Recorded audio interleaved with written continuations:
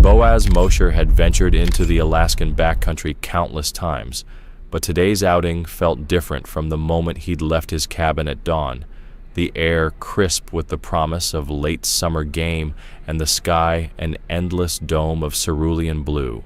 At 50 years old, he still carried the eagle-eyed focus and unwavering steadiness of a man half his age, his rifle's scope adjusted for the rising sun glare, his boots treading the damp earth with the careful deliberation of a seasoned woodsman.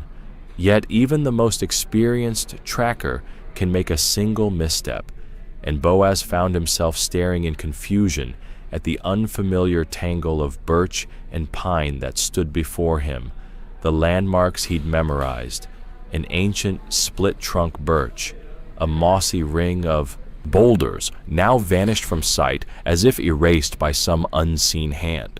He paused to breathe in the cool, loamy scent of the forest floor, then realized the normal chorus of birdsong and rustling wildlife had fallen eerily silent, as though the entire wilderness were holding its breath in anticipation of something he could not yet name. A gathering storm added to his growing unease. Dark gray clouds billowed overhead with impressive speed, and a gust of wind swept through the canopy, bending slender branches until they creaked and groaned under nature's strain. Checking his watch, Boaz noted that midday had bled into afternoon, and the muted light filtering through the foliage hinted that dusk would soon follow the approaching rainfall. He slung his rifle over his shoulder, reached into his pocket for a phone, hoping for a miracle of signal, but the screen remained steadfastly barren of bars, a stark reminder that in these remote ridges, modern conveniences were as scarce as the elusive moose he had intended to hunt. Muttering a curse under his breath, he settled for the oldest navigation tool in his arsenal, a brass compass, its needle dancing briefly before pointing southeast, the direction he believed led back to the beaten trail. With a decisive nod to himself, Boaz set off through thick underbrush, the brambles tugging at his pant legs as he pushed deeper into tangles of ferns and fallen spruce. Frustration prickled at him, a restless impatience that promised to bubble over if he didn't find familiar ground soon. But the forest offered only more labyrinthine tracks and the distant rumble of thunder. His heart rate climbed as the first fat drops of rain splattered on his hat brim, and the temperature dipped in an instant, each shiver reminding him of the urgency to reach shelter. That's when he saw it, a soft golden glow shimmering through a wall of undergrowth 50 yards to his right. Crouching low, every muscle primed for either flight or confrontation, Boaz crept forward, the damp needles beneath him, whispering accusations of his intrusion into this hidden realm. Parting a curtain of branches, he froze at a sight that defied reason, an unassuming hillside concealing a carefully crafted bunker, its entrance low and narrow, cloaked in layers of brush, earth, and camouflaging moss. A slender metal pipe protruded from the ground, releasing a wisp of warm steam that curled upward and vanished into the damp air, evidence that whatever lay beneath was inhabited, and likely very recently. Boaz's trained eyes searched the soft soil around the entrance, and he discovered tiny footprints, too small for a grown man, impossibly neat depressions, incongruous against the rugged terrain of Alaska's wilds. The tracks led away toward a small clearing, so he followed them, each step quickening his pulse as branches slapped against his rain-slicked jacket. Emerging into the open, he spotted her, a little girl of perhaps 8 or 9, her blue sweater a bright beacon against the grays and greens of the forest, her jeans caked with mud from her crouched position. In her hands she held a glass jar, inside which she was carefully arranging a collection of wildflowers and odd bits of nature, curled oak leaves, a beetle she'd apparently captured, and what looked like an acorn cap. Boaz felt a jolt of nostalgia as the scene washed over him, memories of his own childhood hikes alongside his father, the thrill of discovery, the pockets bursting with treasures too precious to leave behind. A soft smile formed at the corners of his mouth, only to vanish as a shadow moved at the edge of his vision, a man, half emerged from the bunker's entrance, silent as the rocks themselves, watching the girl with a protective posture that set Boaz's instincts on full alert. Questions surged in his mind faster than he could speak. Who had gone to such lengths to construct a bunker miles from any road? Why was a defenseless child alone in the middle of nowhere with a stranger? Was this man a rescuer or a captor? The wind picked up again, carrying the first heavy drops of rain in its wake, and Boaz knew he had mere moments to choose his next move. Carefully raising his hand in a gesture of calm, he cleared his throat, the sound loud in the sudden hush, and called out, "Hey there!"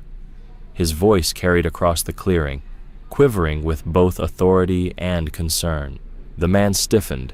The girl's head snapped up, her eyes wide, her grip tightening on the jar, and in that instant, Boaz realized that this unexpected encounter in the heart of the Alaskan wilderness was only the beginning of a mystery far greater than a lost hunter's misadventure. Flooded with questions, Boaz froze. What was a young girl doing alone in this remote wilderness? Where were her parents? And who on earth had built a hidden bunker so far from any established trail? He remained motionless, uncertain whether to make his presence known, until the faint crunch of heavy boots on pine needles told him the man he'd glimpsed in the bunker was coming his way. Stepping out into the clearing, the stranger straightened to his full 6-foot frame. He looked to be in his early 40s, lean and athletic, with eyes so sharp and alert they seemed to slice through the dim forest light as he scanned every direction for danger. "Really?" the man called out, his voice oddly soft but carrying across the hush of undergrowth. "Time to come inside." The little girl didn't look up. She was utterly absorbed in examining a colorful stone she'd just found. The man sighed, muttering under his breath, and started to move toward her. Boaz held his breath, every muscle coiled for action, when at that moment a crack of thunder rolled overhead. The sudden boom startled both intruder and hunter alike. The man spun, his gaze locking directly onto Boaz's hiding spot. Neither dared to move for a heartbeat. The stranger's expression shifted from surprise to a toughened suspicion. Without looking away, he bent down and whispered urgently in the girl's ear, then straightened, her hand slipping into his as he guided her toward the bunker. "Stay inside," Boaz heard him say in a firm whisper. The little girl disappeared through the low, camouflaged entrance, and the man turned back toward the spot where Boaz crouched. "I can see you in the bushes," he called, his tone leveling into a calm that carried an undeniable edge. "Come out where I can see you now." Realizing concealment was no longer an option, Boaz rose slowly, lifting his empty hands in a universal gesture of peace. He stepped forward through the underbrush, every snapped twig amplified in the silent woods. "Who are you?" the man demanded as Boaz approached, his shoulders squared, voice tense. "What are you doing spying on my daughter?" Boaz stopped 10 feet away, mindful of the invisible line between them.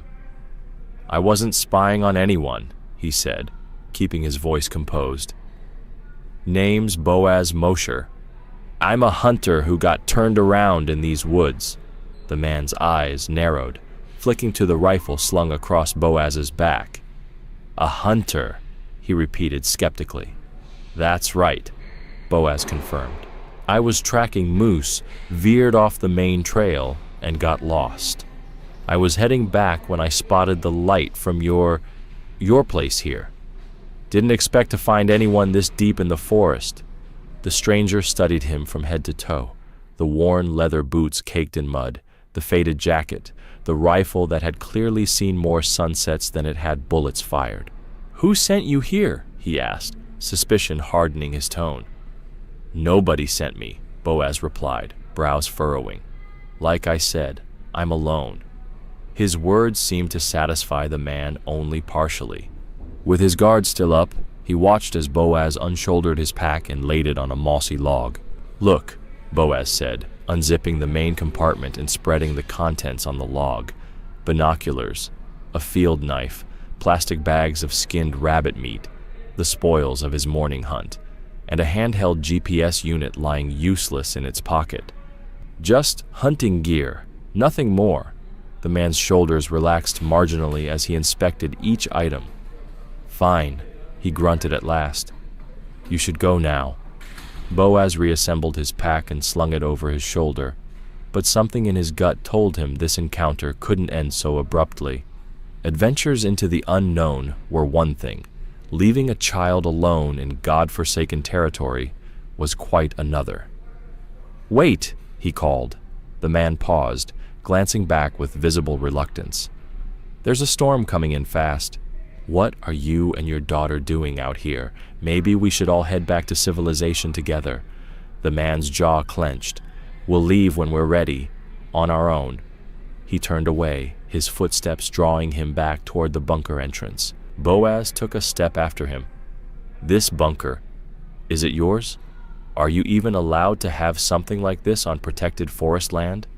He gestured at the trees that stretched in every direction, unbroken by roads or footpaths. For a moment, the man froze, his back rigid.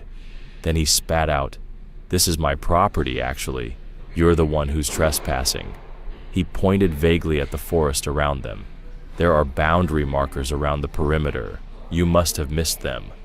Rain began to fall in earnest, stinging Boaz's face as he processed the claim. Property lines? A private enclave in the heart of public wilderness? His ranger instincts flared. He glanced once more at the little bunker doorway, half hidden by brush, his thoughts racing with concern for the girl's safety. But before he could speak again, the man turned and slipped back into the shadows beneath the hill, leaving Boaz alone in the sudden downpour, torn between respecting a stranger's claim and the urgent need to ensure a child wasn't trapped in danger. As thunder rumbled above and the rain thickened around him, Boaz knew one thing for certain. This unexpected showdown was only the opening chapter in a story he'd need every ounce of his skill and courage to unravel. Boaz Mosher's mind raced with unanswerable questions. How had a little girl ended up alone in this wild expanse, far from any road or trail? Where were her parents or guardians? And who on earth had painstakingly constructed a hidden bunker in the middle of nowhere? He pressed himself into the shadows of a nearby spruce, uncertain whether to announce his presence or slip away unnoticed. But fate intervened when the unmistakable sound of heavy boots crunching pine needles signaled that the man in the bunker was venturing out. Stepping into view, the stranger stood at a solid 6 feet, lean and sinewy, his posture betraying both strength and wariness. In his early 40s, he carried the practiced ease of someone accustomed to physical challenges, but it was his eyes, sharp, vigilant, scanning the trees as though expecting an ambush, that truly unnerved Boaz. "Really?" the man called out into the stillness, his voice calm but carrying an unmistakable edge. "It's time to come inside." The little girl, absorbed in her treasures, didn't look up. With slow deliberation, the man muttered under his breath and took a few steps toward her. Boaz held his breath, muscles coiled to spring, but the sky rumbled with thunder, a sudden crack so loud that it startled hunter and woodsman alike. The man froze, head whipping around to face the unseen source of the noise, his gaze locked on Boaz's hiding place, and for a fleeting second, both men held their breath. Then, with a swift movement, the stranger squared his shoulders, turned back to the girl, and bent low to whisper in her ear. She snapped her head up, her small face a portrait of confusion and fear, before he guided her, one cautious hand on her shoulder, toward the low, brush-hidden entrance of the bunker. "Stay inside," Boaz heard him hiss, and the girl disappeared into shadow. The man straightened and glared directly at Boaz's position. "I can see you in the bushes," he warned, voice eerily calm yet brimming with authority. "Come out where I can see you now." Boaz, realizing concealment no longer served him, rose slowly, raising his empty hands in a gesture of peace. Step by careful step, he emerged from behind the trees. "Who are you?" the man demanded, tension coiling in his frame. "What are you doing spying on my daughter?" Boaz halted at a respectful distance. "I wasn't spying," he said evenly. "Name's Boaz Mosher. I'm a hunter who got turned around." He nodded toward the rifle slung across his back. "I was tracking moose, veered off the main trail, and became disoriented. I saw your lights and came to investigate." The stranger's eyes flicked over Boaz's worn boots, his muddy pants, the familiar rifle that spoke of a lifetime in the backcountry. "Who sent you here?" the man asked, skepticism etched into every line of his face. "Nobody," Boaz replied, brows knitting. "I'm alone." He unshouldered his pack and set it on a mossy log, unzipping the main compartment. "I've got only hunting gear." He extracted binoculars, a field knife, sealed bags of rabbit meat from his morning's catch, and a GPS device rendered useless by the lack of signal. "See? Nothing else." After a long moment, the man's posture eased, just slightly. "Fine," he said curtly. "You should leave now." Boaz secured his pack but hesitated, his instincts as a former park ranger tugging at him. "Wait," he called. The man paused, reluctant. "A storm's rolling in. You and your daughter. You should head back together. It's not safe out here alone." The man's jaw tightened. "We'll leave when we're ready," he growled, turning away toward the bunker. Boaz took a step forward. "This bunker, are you even allowed to have a structure like this on protected land?" He gestured to the endless sea of trees surrounding them, broken only by distant mountains. The stranger froze, as if struck by a sudden realization, before he spat back, "This is my property. You're trespassing." He pointed vaguely at the forest. "There are boundary markers. You must have missed them." Boaz frowned and scanned the trunks around him. He hadn't seen any markers. He'd been focused on his compass, not boundary signs. "I'm sorry," he said. "I didn't notice any markers. I was too busy trying to find my way." The man stiffened, but then pointed. Tacked at eye level on several trees were small, weathered metal plates, easy to miss if you weren't searching. Boaz peered at the nearest plate, a mix of embarrassment and disbelief stirring within him. This remote parcel of land, miles from any road, marked as private? It seemed improbable, yet the brass plates were real. "I apologize for the intrusion," Boaz said, inclining his head.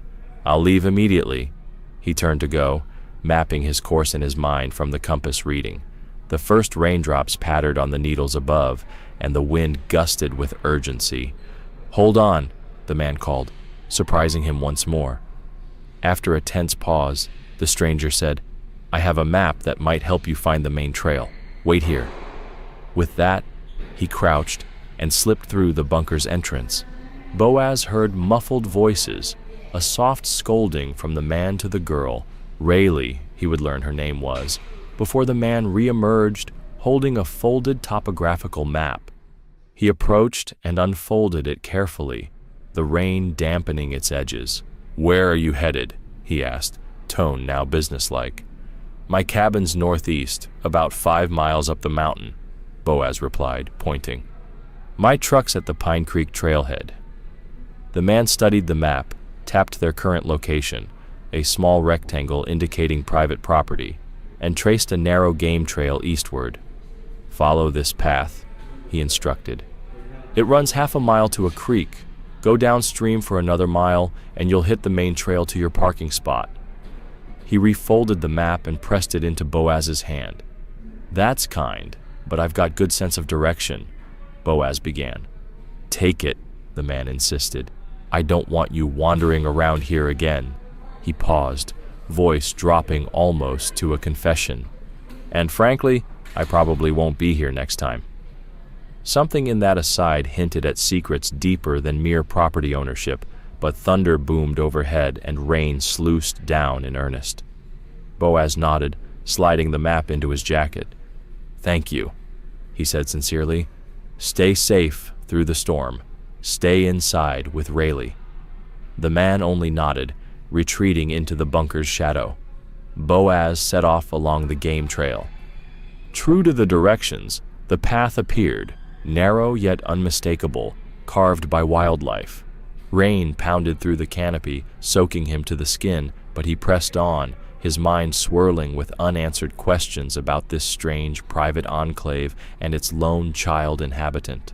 Eventually he reached the broad, familiar trail and walked briskly, lightning flashing through the trees and thunder shaking the ground. 40 minutes later, he emerged into the clearing where his dark green Ford F-150 sat, its patina glistening with rain.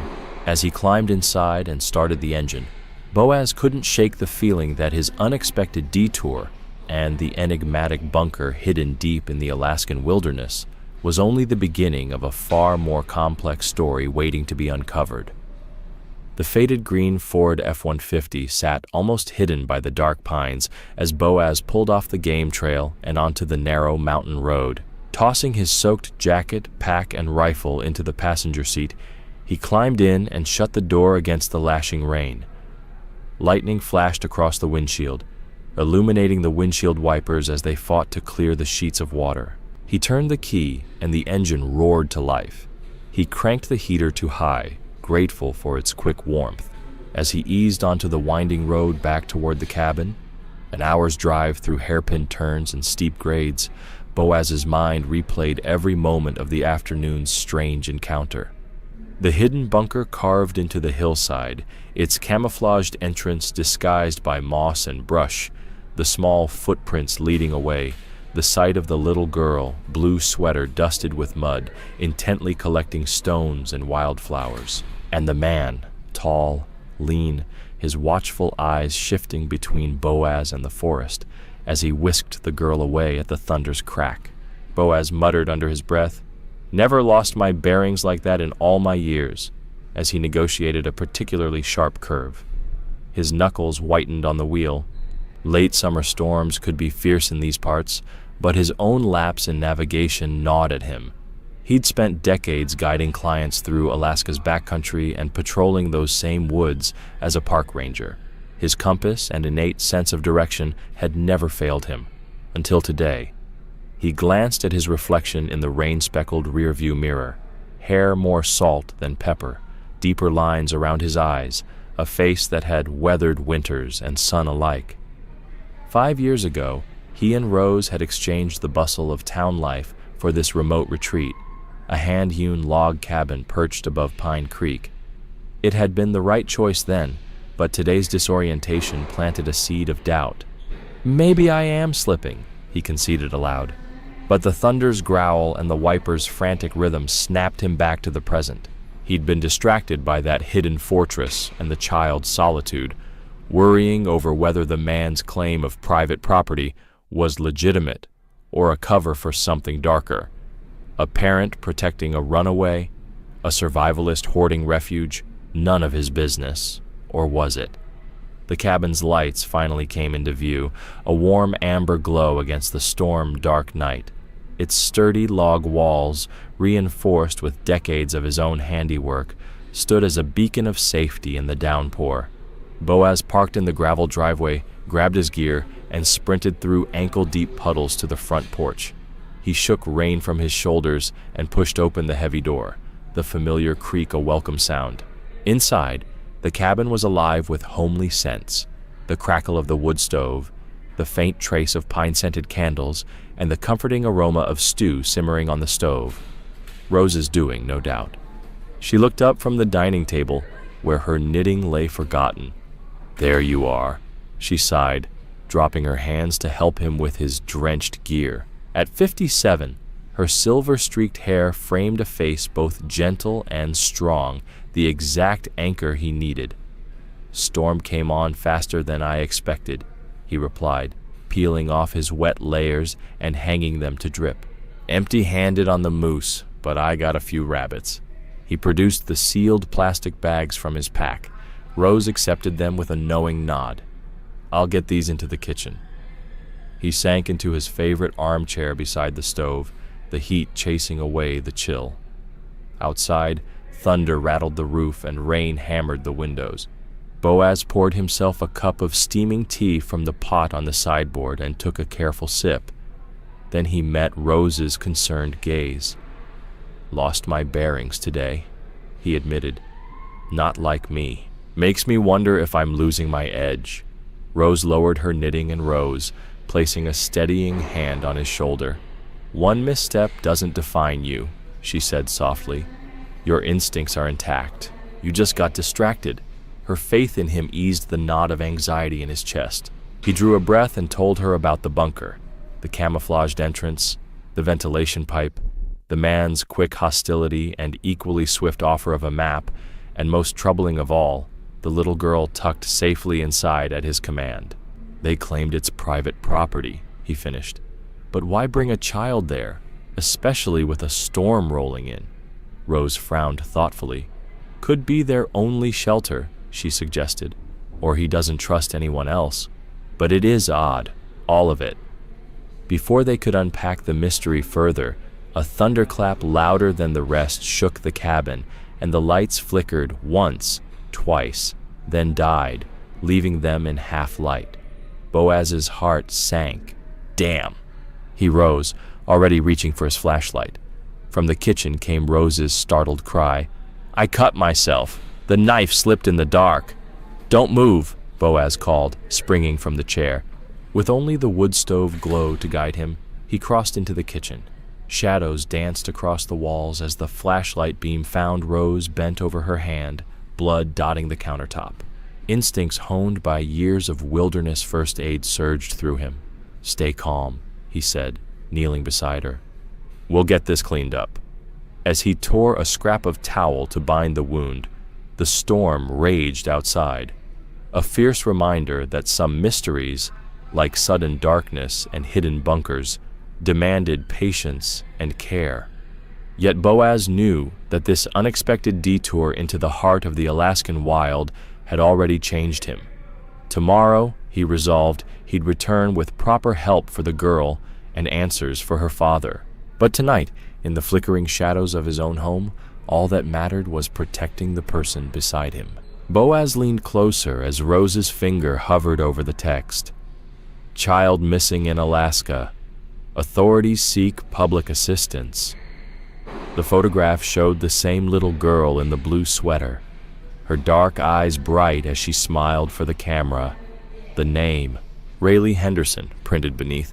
Boaz's breath caught in his throat as he ran a trembling hand through his salt and pepper hair, the pieces finally clicking into place. The hidden bunker, the tiny footprints, the man's urgency when he'd whispered to her, the strange complacency with which he'd sent her back inside despite the storm. Rose's voice echoed softly through the cabin. The last person reported with her was a man fitting that description. A family friend, perhaps, but no one can confirm his identity. Thunder boomed outside as if on cue, rattling the window panes, and Boaz felt a surge of protective fury, a fierce resolve that he owed this frightened child and those who loved her more than silence. He rose abruptly, his chair scraping across the wooden floor, and walked to stand before the old map pinned above the stove, tracing the route the man had given him earlier. If he left at first light, he could follow that creek back to the bunker, but this time he'd bring help. State troopers, a search dog team, anyone who could ensure Rayleigh's safe reunion with her family. Rose set down her half-finished stew, concern flooding her eyes as she placed a gentle hand on his arm. "We need to call the sheriff now," she said, her voice as steady as his own, and Boaz nodded, retrieving his cell phone from the pocket of his jacket. Miraculously, there were 2 bars of signal, and dialing the Alaska State Troopers with hands that did not shake. The operator answered promptly, and within minutes Boaz was telling his story in a rush. The hidden bunker, the girl's jar of treasures, the father's veiled threats, and the newspaper article he held in his hand. As he spoke, Rose busied herself at the kitchen counter, gently slicing the remaining rabbit into thin strips to dry over the wood stove. When he finished, the troopers would mobilize a small team, and Boaz agreed to meet them at the Pine Creek trailhead at dawn. That night, sleep was elusive for either of them. The storm barreled against the cabin with relentless fury, and every crack of thunder sent Rose to the window to peer out at the dark outline of the forest. while Boaz sat by the wood stove, polishing his rifle and staring at the topographical map. Dawn arrived under a slate-gray sky, the storm spent, but the forest still dripping, and as the sun climbed hesitantly above the treetops, Boaz and Rose, armed with thermoses of coffee, first aid kits, and a sense of urgency that dispelled any lingering fatigue, drove their Ford F-150 down the muddy road to the trailhead. There, waiting in the pre-dawn mist, stood two troopers in rain-soaked jackets and a bloodhound whose nose quivered at the metal crate by the highway. Boaz slid into the passenger seat of the trooper's ATV, Rose standing by his side with one hand on his shoulder, and they rode together along the game trail, the woods awakening around them with the distant call of ravens and the soft patter of melting droplets. At the fork by the creek, the hound leapt forward, barking once before plunging into the underbrush, and Boaz, heart-pounding, followed as the troopers swept to either side. In the clearing, the bunker's entrance gaped like a wounded animal, its camouflaged facade torn aside by the dog's powerful paws. A trooper shone his flashlight into the darkness beyond the low threshold, and there, pressed against the far wall, sat Rayleigh, her blue sweater stained with mud, her big eyes wide with relief and confusion. The moment he saw her, Boaz felt a wave of triumph and compassion wash over him. Rose blinked back tears as the troopers gently lifted the trembling child and carried her into the dawn light, where her grandmother, alerted by missing posters and frantic calls, fell to her knees, clutched Rayleigh to her chest, and sobbed with joy. Boaz watched as the man who had called himself her father emerged from the bunker, his face ashen, hands raised in defeat. The troopers led him away in cuffs, and Rayleigh's grandmother thanked Boaz and Rose with a gratitude that left them both speechless. As the sun finally broke through the clouds, turning raindrops into diamonds on the pine needles, Boaz realized that despite his momentary lapse in navigation, he had been led by instinct, by compassion, and by that impossible flicker of light in the bushes to do what he'd done best all his life: protect those who could not protect themselves in the wild and guide them back to safety and home. Sergeant Thompson pulled his soaked notebook from an inner pocket and flipped to a fresh page. "Thank you, Mr. Mosher. Your description helps. Deputy Garcia and I will organize a small team and head out immediately.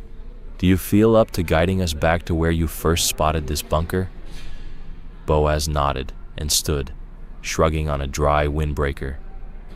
"Yes, I can lead you there. The game trail I followed is just east of the creek. Should be easy to recognize. I'll show you the exact spot." He turned to Rose. "I'll be back as fast as I can. I'll need your phone number in case we need flat ground support or more units."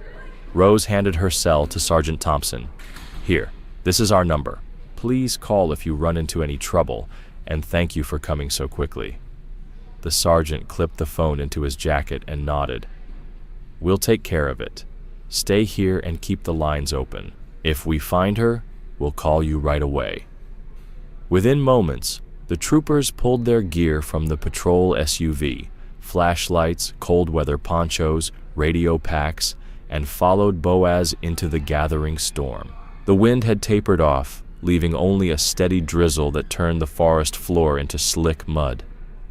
Deputy Garcia trotted to Boaz's side, matching pace. "Mr. Mosher," she said softly, "we're going to move carefully. If Rayleigh's father is armed or unstable, we'll need to approach with caution. Keep your distance once we reach the bunker." Boaz swallowed, his heart pounding at the thought of how close he'd come to a dangerous situation. "Understood. I'll let you take point." They crossed the small wooden footbridge over Pine Creek, its boards slick with rain, and followed the mossy game trail eastward, Boaz's flashlight beam dancing from trunk to trunk. Every few yards, he tapped a tree to mark the route. Deputy Garcia watched for footprints in the mud. Sergeant Thompson scanned the underbrush. After 10 minutes, Boaz halted and pointed. "Here, this slight depression in the bank, covered in ferns. Right at that rotten log."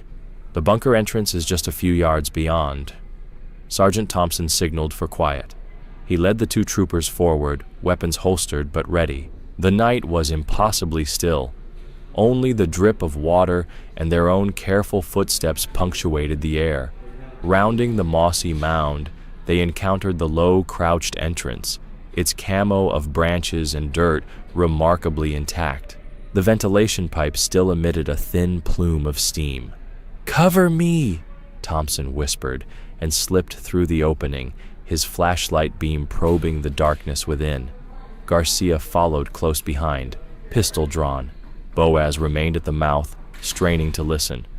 Suddenly, Thompson's voice cut through the hush.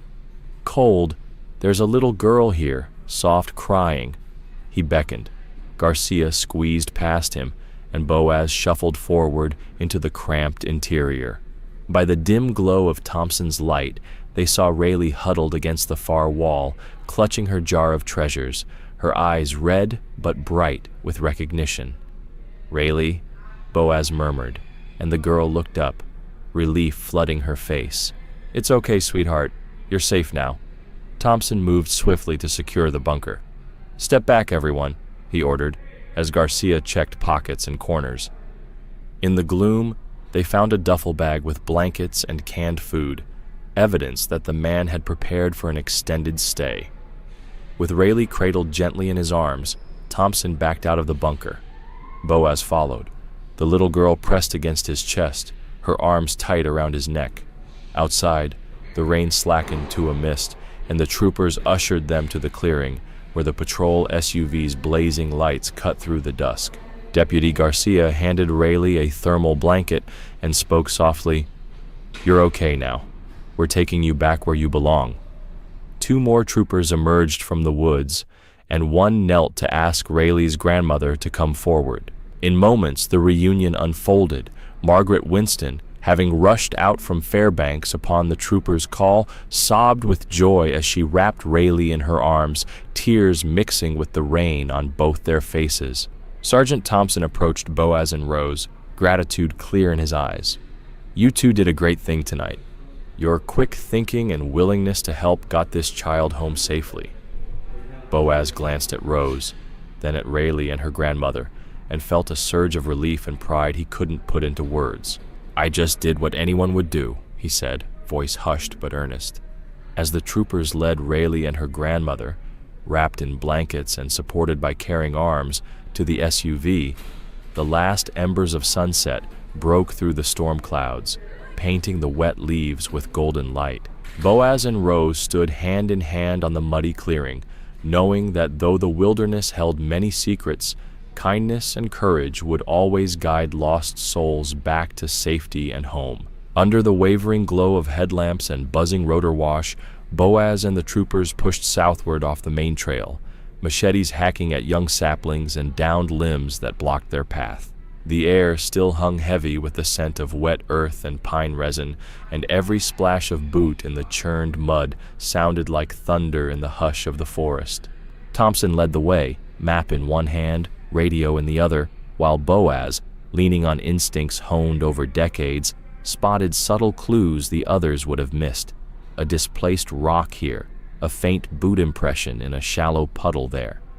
Deputy Garcia fell in behind, her bloodhound, Bandit, on leash, tail wagging in anticipation. At the first clearing they reached, Thompson motioned the helicopter to hold position, its searchlights still sweeping the treetops overhead, and Garcia knelt to offer Bandit a command. The dog sniffed the air, then plunged off into the darkness. Seconds later, the hound's excited barking echoed back. He'd picked up the scent and was leading them in. They moved as a unit, Thompson calling directions into his radio. "Ground East team, be advised we have a positive scent." The path grew steeper, the trees thicker, until Boaz recognized the precise rise of earth he'd climbed earlier. The hidden mound where the bunker lay beneath. He pointed, and the troopers fan-folded around him, weapons lowered but at the ready. Thompson set his jaw. "Approach quietly. Garcia, keep Bandit back. We don't know his state of mind." They closed in, the undergrowth brushing against holstered pistols and tactical vests. Boaz crouched beside a fallen log, heart thudding in his chest as Thompson signaled to the duo ahead. Garcia held up a gloved hand, then edged forward, 2 steps, then 3, until she came within 10 feet of the camouflaged opening. The ventilation pipe, slick with condensation, still emitted a faint wisp of steam. Thompson took a deep breath, stepped up to the entrance, and called out in a steady voice, "State troopers, come out with your hands up. We have you surrounded." For a heartbeat there was silence, broken only by distant thunder, then a low groan from within the bunker. Thompson called again, louder, "Open that door! Let us inside for your daughter's sake." The hatch scraped as it was forced upward, and there, dimly lit by a single battery-powered lantern, stood the man, clothes damp and streaked with mud, eyes wide with resignation. Behind him, paralyzed by fear but clutching her jar, knelt Rayleigh, her small frame trembling. "Rayleigh," Boaz whispered, stepping forward. At the sound of her name, the girl's face brightened, and she scrambled into his arms, burying her face in his raincoat. Thompson's voice was firm. "Hands where I can see them." The man, which they now knew was Raymond Winston, raised his arms slowly. 2 troopers cuffed him, reading him his rights in the echoing hush. Garcia led Rayleigh out of the bunker, wrapping her in a thermal blanket and murmuring soothing words. Outside, the helicopter's beam swept the clearing one last time before banking away, leaving them under the first pale light of dawn. At the command post, troopers and volunteer search personnel cheered softly as Rayleigh was reunited with her grandmother. Margaret Winston wept and thanked Boaz and the officers in glowing, tearful gratitude. Sergeant Thompson clapped Boaz on the shoulder. "Couldn't have done it without you, Mr. Mosher. Your map and your courage saved her life." Boaz, mud-spattered and weary, allowed himself a relieved smile. "I just followed my gut, and that map."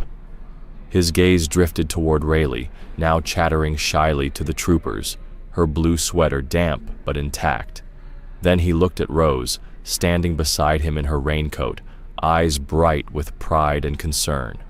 As the sun broke through the clouds, transforming raindrops on pine needles into scattered diamonds, Boaz realized that in the vastness of Alaska's wilderness, the truest guide would always be compassion.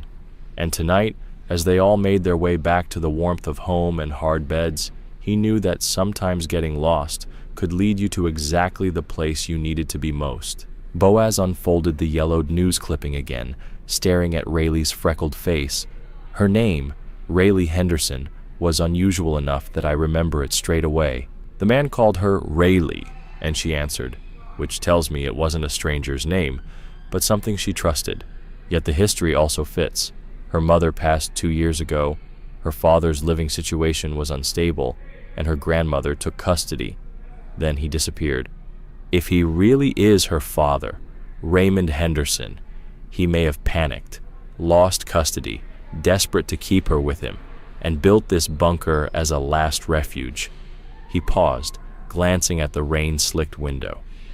But he wasn't gentle about it. When I showed up, he got defensive, almost hostile, someone who's convinced he's doing right but is ready to fight to protect his plan. And Rayleigh, she seemed both at ease and wary, collecting flowers and stones like he'd told her to keep busy, but disappearing at his command. That mix suggests he isn't outwardly violent, more of a survivalist, trained in self-sufficiency and perhaps ex-military, but he's also convinced that no one else can be trusted with his daughter. Rose leaned forward, eyes thoughtful. "So you think he's her real father, driven to extremes by fear of losing her?" "Either that," Boaz said, "or someone who posed as him to exploit her vulnerability. Either way, he's desperate and capable. But right now, the storm binds them both in place. He can't move Rayleigh far without exposing himself. When the skies clear, the troopers will flush him out. And when they do, Rayleigh will walk out with them, and we'll finally know whether it was love or control driving him all along." Boaz's heart hammered in his chest as he studied the rain-darkened figure on his porch. The man's clothes were soaked through, Mud splattered along his cuffs and boots, and every fiber of Boaz's ranger-honed instincts screamed that this wasn't a casual request for directions. "The map's with the troopers," Boaz replied evenly, tightening his grip on the spade handle. "You should know I handed it over when they arrived." Raymond Winston's jaw tightened, and for a flash, Boaz saw something darker fill the man's eyes: frustration, perhaps desperation. He took a step forward, rainwater dripping from the brim of his hood. I need it back," Winston stammered. "They don't understand. Your daughter is safe," Boaz said, hefting the spade slightly as if to remind Winston of the improvised weapon in his hand. "She's with her grandmother now, with the troopers. You'll see her again when they bring you in." Winston's face went pale, and he swallowed hard. "You don't," he began, but Boaz cut him off. "I don't want to hear it," Boaz said firmly. "You've got a choice. Come inside and wait here for the troopers, or I'll call them now." His free hand hovered near his cell phone pocket. "Which is it?" For a long moment, Winston simply stared at Boaz, rain cascading off his shoulders. Then, with a muttered curse, he sank to his knees on the porch boards, mud smearing across his palms as he pressed them to his face. "God damn it," he whispered. "I just wanted to protect her." Boaz took a cautious step forward. "I know you love her," he said quietly, "but protection isn't isolation, and hiding her in a bunker wasn't the answer." Winston looked up, eyes rimmed with shame and desperation. He nodded once, hard. "You're right." His voice cracked. I'll wait." Without another word, Boaz holstered the spade. He led Winston inside, shedding his own rain-soaked jacket as he guided the man to the warm glow of the living room. The logs in the stove crackled, steam rising from mugs of sweet tea left on the side table. Boaz gestured to a chair. "Sit," he said. "I'll let Rose know you're here. And I'll call the troopers myself. Let them know you've surrendered peacefully." Winston sank onto the edge of the seat, trembling. Boaz dialed Sergeant Thompson's number and spoke in low tones, explaining that Raymond Winston was at the cabin, unarmed, and awaiting arrest. As the trooper confirmed the news and said he'd send a deputy immediately, Boaz turned back to Winston. "There's no shame in caring too much," he said quietly, "but kidnapping isn't the way." Winston's shoulders sagged, tears mixing with the last drips of rain on his hair. Moments later, a soft knock sounded at the door. Boaz opened it to Deputy Garcia, who stepped inside with gentle authority. "Mr. Winston, you're under arrest," she said, producing a pair of cuffs. Winston nodded numbly as she placed them on his wrists. Before she led him away, Winston looked back at Boaz. "Thank you," he murmured, "for I don't know what, giving me a chance." Boaz only nodded. "Take care of your daughter," he said. When the cuffs clicked shut, Winston allowed Deputy Garcia to escort him out into the night. Boaz closed the door and turned back to the stove, where Rose had joined him, worry etched across her face. She slid an arm around his waist. "You handled that as well as anyone could," she whispered. Boaz rested his chin on her shoulder, finally letting the tension in his shoulders melt away. "Let's hope this is the last storm we face for a while." Outside, the rain had tapered to a gentle drizzle, and the night felt strangely peaceful. Inside, the cabin's warmth and quiet restored a sense of safety. Boaz poured himself and Rose another cup of tea, and as they settled back into their chairs, the long ordeal finally behind them, he realized that sometimes the wildest journeys lead you home, and that compassion, more than any weapon, can be the strongest guide through the darkest nights. Boaz's flashlight beam danced across dripping trunks and slick undergrowth as he pressed deeper into the night-shrouded forest, rifle cradled in his arms. Each footfall was careful, deliberate, heel first, toe down, so as not to betray his position or obscure the fresh tracks he'd spotted moments earlier. The sirens had drawn closer, their urgent wail weaving through the pines. But Boaz knew that in the dense tangle of branches and briars, Winston could vanish in an instant. He had to catch him now. A soft snapping sound, perhaps the man's boot grazing a brittle twig, sent Boaz pivoting, flashlight slicing through the gloom to catch a flash of muddy camouflage jacket slipping behind a moss-covered mound. "Raymond!" he called, voice a low boom in the stillness. "Stop now! It's over!" No answer. Just the whisper of wind through needles and the distant echo of engines struggling up the mountain road. Boaz sprinted forward, barking another warning. "Drop the gun! You can't outrun this forest and the troopers!" He rounded the outcrop and found himself in a small clearing, moonlight sifting through ragged clouds. At its far edge, Winston skidded on the muddy bank of a shallow ravine, pistol raised in trembling fingers, eyes wild in the pale light. Boaz slowed to a careful halt 20 yards off. "Raymond," he said, tone firm but measured, "put the gun down. I'm not here to kill you. The police are on their way. Let's end this tonight. No more running." Winston's gaze flickered with panic.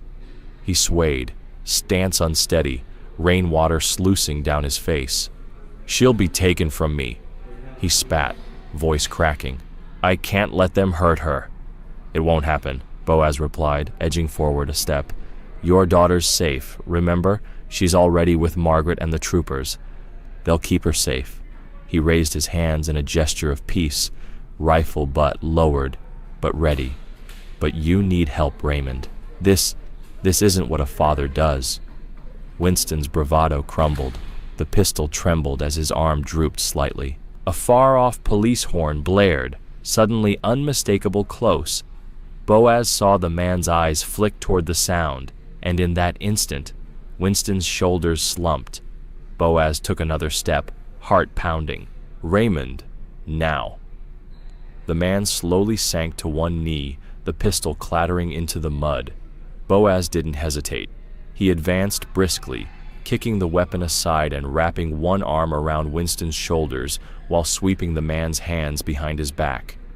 "It's okay," he murmured, steering Winston's head away from the darkness of the ravine.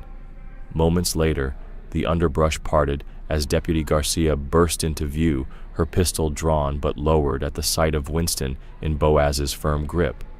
Half a dozen troopers followed, flashlights converging in the clearing like fireflies. Sergeant Thompson arrived on the man's other side, slipping on waterproof gloves to attach handcuffs. Garcia exhaled, relief softening her features. "Got him," she announced, securing the cuffs. "Nice work, both of you." Boaz handed Winston over, standing back as the officers guided him to his feet. The man's gaze met Boaz's. Gratitude and shame mixed in red-rimmed eyes. "Thank you," Winston whispered hoarsely. Thompson nodded. "Let's move him back to the trailhead. We'll process him there." He gave Boaz a brief salute before addressing his team. "Bandit, you too. Good job." The bloodhound padded forward, sniffing Winston's boots before trotting back. As Winston was led away, the search team illuminated the banks of the ravine with floodlights, ensuring no one else could be hidden beneath its shadowed lip. Within minutes, an unmarked SUV carrying Rayleigh's grandmother and 2 troopers emerged onto the trail, the little girl wrapped in a thermal blanket, clutching Margaret's hand. When she saw her father in cuffs, Rayleigh froze for a heartbeat, then ran forward, embracing him fiercely through the bars. Tears streamed from both their faces, relief, sorrow, and the fragile hope of forgiveness entwined in that moment. Boaz watched from the fringe of the clearing as mother and daughter reunited under the soft wash of flashlight beams. Rose appeared at his side, silent, but with an arm wrapped around his waist, drawing him into the circle of light and warmth. Thompson approached once the formalities were complete. "Mosher, if you'll stay for the statement." He offered a hand, and Boaz shook it. "Couldn't have asked for a better guide. You saved a family tonight." Boaz only nodded, shoulders sagging with the release of tension. The rain had finally ceased, and a thin strip of starlight peeked through dispersing clouds. In the quiet aftermath, the forest seemed to exhale, as if acknowledging the restoration of order. As he walked the short distance back to the cabin with Rose, Boaz reflected that even the most isolated wilderness could be bridged by simple acts of courage and compassion. The map on which so much had turned lay forgotten in the troopers' command post. What mattered now was that a little girl would sleep safely in her grandmother's arms. And for Boaz and Rose, the forest, their home, had never felt more like a place where even the darkest nights could lead to new dawns. Rose slipped an arm around Boaz's waist as the cruiser's door slammed shut on Winston, and Boaz winced as he flexed his bandaged arm. The rain had finally tapered to a steady drizzle, and the flashing patrol lights painted the slick yard in urgent blues and reds. Sergeant Thompson gave Boaz a firm nod. "We'll get you to the station for statements and medical clearance. Our search teams are en route to the bunker now." Boaz squeezed Rose's hand. "Thank you, Sergeant. Please find her quickly." Thompson offered a curt salute. "We won't waste a second." Rose helped Boaz into his truck, their headlights cutting a path down the sodden drive. Behind them, the trooper vehicles roared to life and dispersed into the darkness. One to escort Winston, another two retracing the route to the buried entrance they'd all but overlooked in daylight. Inside the cab, Boaz exhaled, the tension in his shoulders easing just enough for him to blink away a tremor. "I never thought tonight would end like this," he murmured. Rose rested her head against his shoulder. "You did everything you could. Now they'll find Rayleigh, and you'll be able to see her safe." 20 minutes later, they arrived at the troopers' temporary station set up in the garage of a roadside hunting lodge. Medics ushered Boaz into a brightly lit bay, gently removing his jacket to examine the shallow graze along his forearm. Between sanitizing and bandaging, a deputy arrived with a steaming mug of coffee for Boaz and offered Rose a hot chocolate.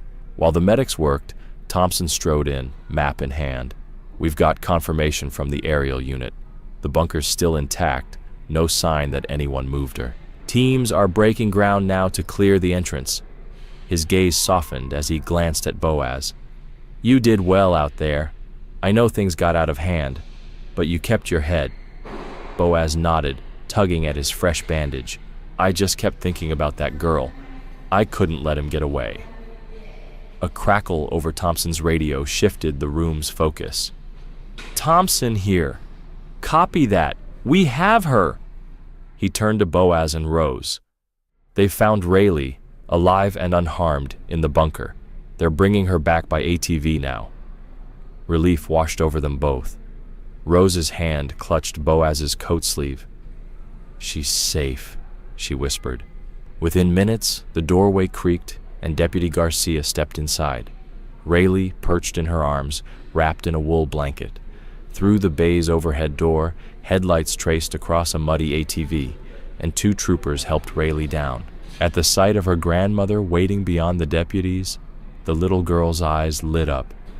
She slid from Garcia's arms into Margaret Winston's embrace, burying her face in the old woman's coat. Boaz swallowed hard. "Rayleigh," he called softly, stepping forward. The girl's head popped up, and she turned toward him, recognition, then caution, flickering in her wide eyes. He knelt, offering a gentle smile. "It's me, Rayleigh, Mr. Mosher. You helped me find you." Her small hand reached out, brushing his muddy sleeve with a careful curiosity. "Thank you," she murmured, voice trembling. Margaret stepped forward, tears in her eyes as she gathered Rayleigh close. "Thank you," she repeated to Boaz and Rose. "You saved my granddaughter." Thompson cleared his throat. "We'll get Mr. Winston processed, and then he'll face the courts. And you two should rest, if you can." He handed Boaz a file containing Winston's arrest report. "Your statements will be in there, and yours," he nodded to Rose. As the troopers guided Winston, pale but subdued, into the back of another cruiser, Rose slipped her hand into Boaz's. Outside, dawn was nearly breaking, the clouds parting to reveal pale gold light across the forest. The storm had passed, and in its wake, a new day promised hope and healing. Boaz scanned the clearing, empty now of wild fugitive and frantic searchers, and then looked down at Rayleigh, safe in her grandmother's arms. "Come on," he said gently. "Let's get you home." Together, the small group walked toward the lodge's warm light, troopers following to secure the last of their equipment. Behind them, the forest stood silent, as if paying quiet tribute to a night of danger overcome by courage and compassion. And for Boaz and Rose, the wilderness and the world beyond felt a little kinder, knowing that even the darkest nights can give way to a dawn filled with second chances. Boaz and Rose settled back into their chairs, the low hum of the station's fluorescent lights a far cry from the crackling wood stove of their mountain cabin. Rose drew her jacket tighter around her shoulders, and Boaz nervously rubbed at his newly bandaged arm. Outside, the sound of hurried footsteps and soft murmurings drifted through the thin walls. After perhaps 20 minutes, the door opened again and Deputy Garcia stepped in, gently closing it behind her. In her arms was Rayleigh, swaddled in a warm blanket and holding a small stuffed bear that one of the troopers had offered. Her eyes were wide but relieved, and when she saw Boaz and Rose, she broke into a tentative smile. Rose rose immediately, crossing the room to kneel beside her. "Oh, sweetheart," she murmured. "You're safe now." Boaz rose as well, approaching cautiously. "Rayleigh," he said softly, "do you remember Mr. Mosher?" The little girl nodded, her gaze flickering to the fresh bandage on Boaz's arm. "You saved me," she whispered. The words struck Boaz's heart with both pride and tenderness. Margaret Winston followed behind, steady but still pale from her hospital stay. She enveloped Rayleigh in a long hug, tears of relief pooling in her eyes. Sergeant Thompson entered quietly, accompanied by a nurse who gave Rayleigh a quick medical all clear. "She's fine," the nurse reported, checking off her clipboard. "Just a bit dehydrated and groggy. You both did well bringing her in." Thompson cleared his throat, the tension of the night giving way to gratitude. "Boaz, Rose, thank you again. Without your quick thinking, we might not have found her in time." Boaz exchanged a look with Rose and Margaret, each of them warmed by the simple victory of a child returned. As the first pale light of dawn crept through the high windows, Boaz realized that this long night, fraught with danger and uncertainty, had ended at last in the best possible way, and as Rayleigh clung to her grandmother and Margaret clasped Boaz and Rose in thanks, he knew that, come storm or shadow, home was where hope and courage met, and where every lost soul could be brought safely back. Boaz felt a hollow knot in his chest as he absorbed Thompson's report. 2 weeks' worth of supplies, a heater, books, and toys, every provision for a prolonged wilderness stay, and forged IDs, suggesting Winston planned an escape far beyond Alaska's borders. "How could a father do this?" Rose murmured, voice low. Boaz shook his head, gaze drifting back to Rayleigh through the glass. "Fear makes people act in ways we can't always understand," he said softly. He loved her, but he lost himself. Ms. Jordan rose, gathering her folder. "Thank you both for everything you've done tonight," she said kindly. "Rayleigh will be safe, and we'll keep you informed about her placement and her grandmother's recovery." As the social worker led Rayleigh away, the little girl looked back once more, offering Boaz a shy wave. In that moment, something shifted, a silent promise between rescuer and rescued. Outside, the first hints of dawn were bleaching the sky. Boaz and Rose stepped into the cool morning air, the tension of the past 24 hours giving way to exhaustion and relief.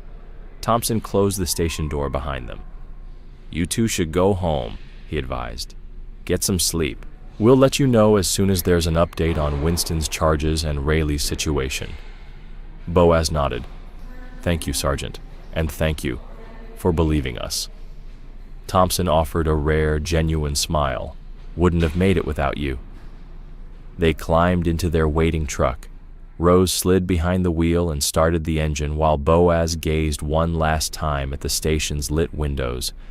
Then he turned away, sliding in beside her.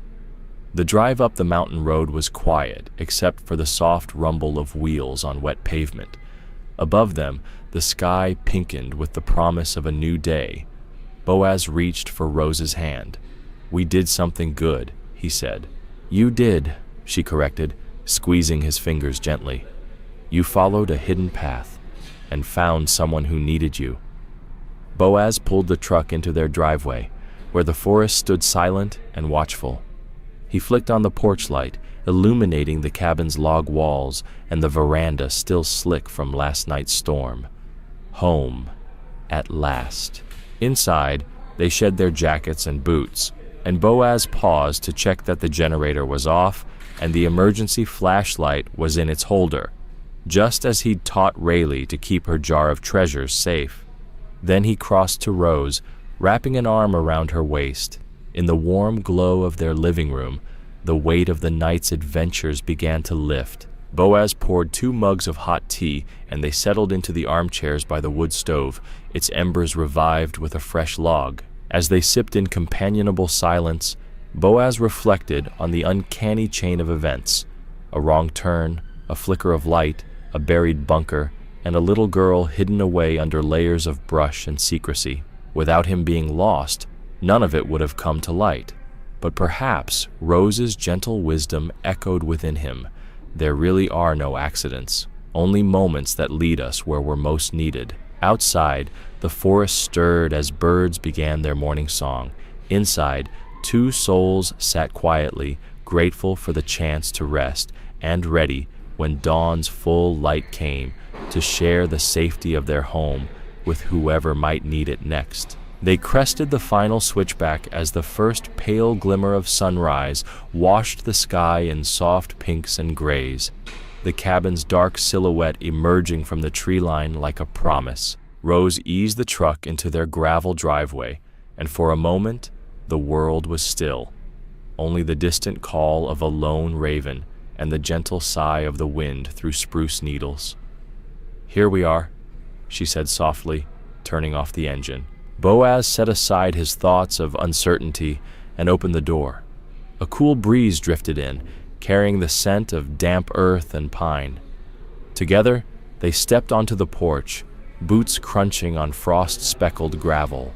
The cabin's front windows glowed with the faint warmth of their last embered fire, a beacon of comfort after nights of chaos. Inside, they shed jackets and boots, hanging them by the door. The stove needed only a match to come back to life, the tinder dry from Rose's careful stacking the night before.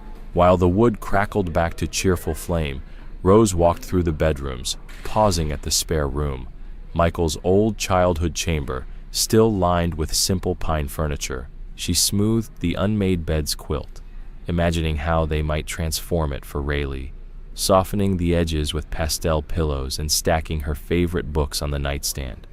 Downstairs, Boaz set a kettle on the stove. Steam curled upward, and the kettle's muted whistle soon called Rose from above. Over mugs of strong coffee, they laid out their plan. First, a call to Ms. Jordan at Child Protective Services to explore the possibility of emergency guardianship. Then, a quick trip into town to pick up a few essentials: a child-size blanket, stuffed animals, coloring books, any touchstones of normal childhood that might help Rayleigh feel at home. By mid-morning, Boaz had dialed the social worker's direct line. He spoke quietly, respectfully, outlining their proposal. "We have a spare bedroom, experience raising a child, and a stable environment. We'd like to be considered as temporary caregivers for Rayleigh until her grandmother recovers." Ms. Jordan's voice was warm, touched with relief, and she agreed to meet them at the station that afternoon to discuss paperwork and next steps. After hanging up, Rose reached across the table, her hand covering Boaz's. "Whatever happens," she said, "we'll make sure she knows she belongs here." They spent the rest of the morning preparing the house. In the spare room, Rose layered soft pastel sheets over the mattress and placed a new nightlight shaped like a friendly owl on the bedside table. Boaz assembled a small bookshelf and stocked it with a few classics, picture books, a simple bird identification guide, and his own dog-eared copy of The Wind in the Willows, the story he'd read to Michael so many years ago. Outside, the storm's aftermath glistened on every needle and branch, sunlight fractured into a million dancing sparkles. Boaz stepped onto the porch, breathing deeply. The hidden bunker, the frantic chase, the rescue, they felt like dream shadows compared to this early morning peace. Turning back toward the cabin, he saw Rose standing in the doorway, hands on her hips, and a tentative smile on her lips. "Ready?" she asked. He nodded. "Let's go meet her." And so, as the mountain air warmed and the day fully dawned, Boaz and Rose set out for the station, two seasoned souls stepping into the next chapter of an unexpected journey, guided by the same compassion that had led them, by chance or design, to that hidden bunker in the forest.